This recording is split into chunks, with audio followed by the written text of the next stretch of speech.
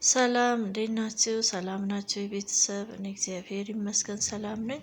ዛሬ በአዲስ ቪዲዮ መጥቻለሁ። ይሄን የመሰለ እንደ በርገር የሚቆረስ ቆንጆ የሰንበት ቁርስ ነው። ቪዲዮውን እስከ መጨረሻው ተከታተሉኝ ቤተሰቦቼ። የምሰራበትን ድስት ጥጃለሁኝ፣ ወይም ወፈር ያለ መጥበሻ የምንሰራበትን ለእኛ የሚመቸንን እንጥዳለን። በርከት ያለ ሽንኩርት ከትፌ አበስለዋለሁኝ። በራሱ ውሃ ምጥጥ አድርጎ የራሱን ውሃ እስከሚጨርስልኝ ድረስ በነጩ በደንብ እያመስኩ እንደዚህ እያማሰልኩ አበስለዋለሁኝ። በአጭር ደቂቃ ውስጥ የሚደርስልን ፍጥን ያለች ጥፍጥ ያለች ቆንጆ ቁርስ ነው የምንሰራው። የሽንኩርቱ የራሱን ውሃ መጠጥ አድርጎ ከጨረሰ በኋላ ዘይት ጨምራለሁኝ። ዘይቱ ቀይ ነው፣ ቀይ የመሰለው የኑግ ዘይት ነው የምንጠቀመው። እሱን ጨምሬያለሁ። ሽንኩርቱን ለትንሽ ደቂቃ ደግሞ ከዘይቱ ጋር ጥብስ አደርገዋለሁኝ።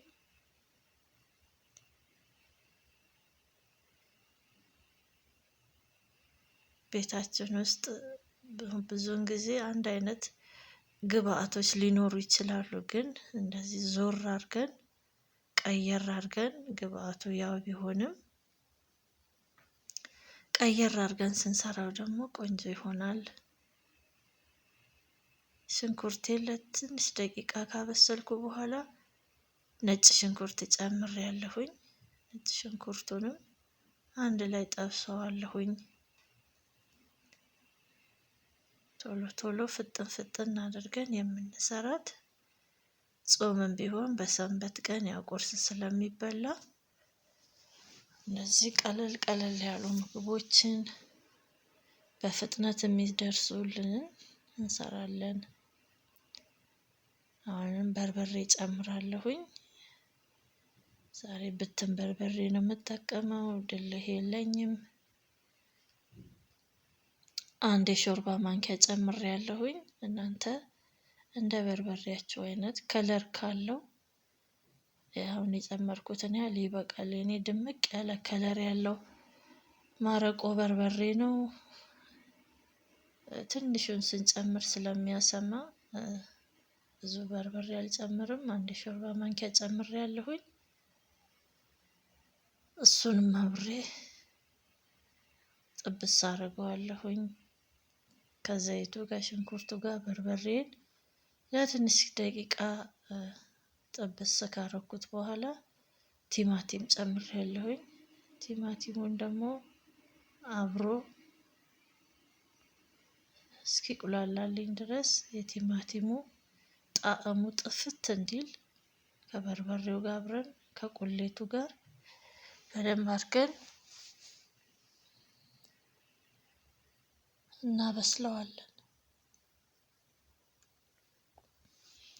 እንዳልኳችሁ በርበሬው ከለር አለው። ያው እንደምታዩት አንድ ሾርባ ማንኪያ ነው የጨመርኩት። ቲማቲም ደግሞ ትንሽ በርከት ያለ ነው የጨመርኩት። አብሮ ጥብስ ካለ በኋላ የቲማቲሙ ውሃውን ጨርሶ ጥብስ ብሎ ከተቁላላ በኋላ አሁን ይሄ የጨመርኩበት ጥቅል ጎመን ነው። በቀጫጭኑ የተከተፈ ጥቅል ጎመን እሱን ጨምሬያለሁ። አብሬ ትንሽ ሰዓት አቁላለዋለሁኝ። ብዙ እንዲበስል አልፈልግም። ጥቅል ጎመኑ እንዲጠበስ ብቻ ነው የምፈልገው። ጠበስ ጠበስ ነው የምናደርገው። ከዛ ፍርፍር ስለሆነ የግዴታ ውሃ መረቅ ያስፈልገናል። ውሃ ጨምራለሁ።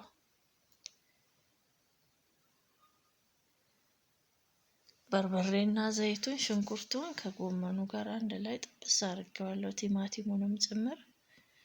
ከዛ ውሃ የምንፈልገውን ያህል ትንሽ መረቅ ከጨመርን በኋላ እዚህ ጋር የጨመርኩት ቅመም ነው።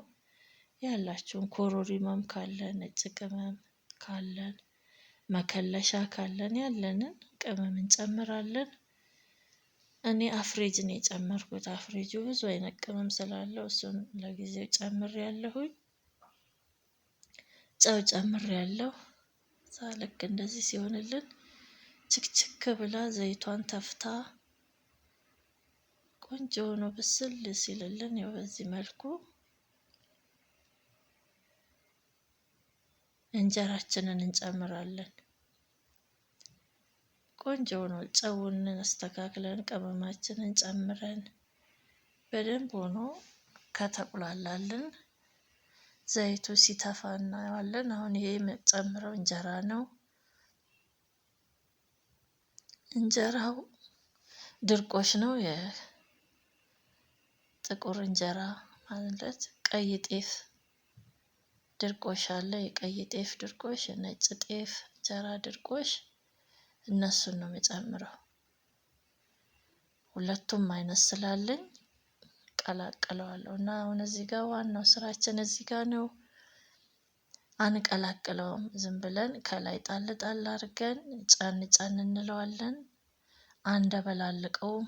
እንደገና ደግሞ እንዲቦካብን አንፈልግም። አሁን ይሄ እንደዚህ ጫን ጫን አድርጌው ከላይ ነው እንዳለ እንጀራው ጣል ጣል አድርገን እንጀራው እንደዚህ ስንከድነው በእንፋሎቱ ልክ ትኩስ እንጀራ ነው የሚሆንልን። ልስልስ ያለ ትኩስ እንጀራ በቃ እንደምታዩት ያው ልስልስ ያለ የደረቀው ይጠፋና በእንፋሎቱ ፍንስ ያደርገው ልስልስ ያለ ትኩስ እንጀራ ነው የሚመስለው።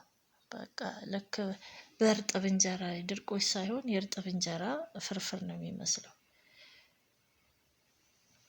ቆንጆ ሆኗል። ሽታውም ደስ ይላል። ከዛ ለመልክ ከፈለግን ቃሪያ ጣል ጣል እናደርግበታለን። ልክ እንደ ላዛኛ እንደዚህ እየቆረስን በጭልፋ ሳህናችን ላይ እናደርጋለን። ለሚመገቡ ሰዎች ሳህናቸው ላይ ማድረግ እንችላለን። ይኸው እንደዚህ እንደምታዩት በጣም ቆንጆ ነው። አልቦካም። ያደረቁ እንጀራ ልክ እንደ ትኩስ እንጀራ እንደ እርጥብ እንጀራ ለስለስ ያለን የሆነው በማንኪያም መመገብ ይቻላል። በዳቦ መመገብ እንችላለን። ልክ በማንኪያ ወይ በሹካ እየቆረስንም መብላት እንችላለን። አልቦካም። ቆንጆ የጾም አማራጭ የሆነ የሰንበት ቁርስ ነው። በጾም ሰዓት ልንመገበው የሚገባ በጣም ቆንጆ ለልጅ ለአዋቂ የሚሆን ፍርፍር ነው። ትወዱታላችሁ ቤተሰብ። እናንተም ከወደዳችሁት ይህን ቪዲዮ እስከ መጨረሻው አይታችሁ ላይክ እና ሼር እንድታደርጉልኝ በትህትና ጠይቃለሁኝ። እስካሁንም አብራችሁኝ ስለነበራችሁ ከልብ አመሰግናለሁ። እግዚአብሔር ይስጥልኝ። ቻው